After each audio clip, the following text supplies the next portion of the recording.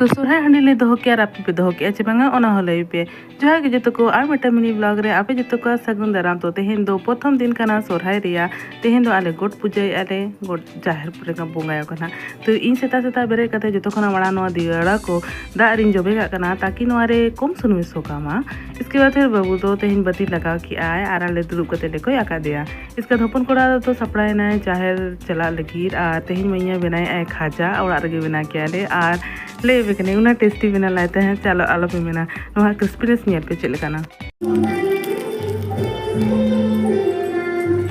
और तायम दुआरे बाहा को बना के आले फिर दियारा लगी नोआ को सजाव किया फिर से नोआ लैंटर्न किरिंग अगु लेन तहन आर बेकार नते उडगे बा उडर लेना था अड़ी बेकार फिर अई बेड़न ओनुका तले ओड़ा निये लेना फिर मैया आर मीनू बना और बना किया किन तहन दो बड़ा पाव होय बड़ा पाव बना के आली और बहुत यमी बना ला किन तहन और आपे आप सोराय चले का चला कना चेतिस पे सोराय कना आधा म कुनामी रे बन सोराय ओना हो कमेंट कते ले पे अनुका के तहन ना इया ते इया दिन गपा दिन चले का तहन कना ओना गपा ब्लॉग रना बन जेमला सब्सक्राइब बकन तीरे पॉडकास्ट ह तपे।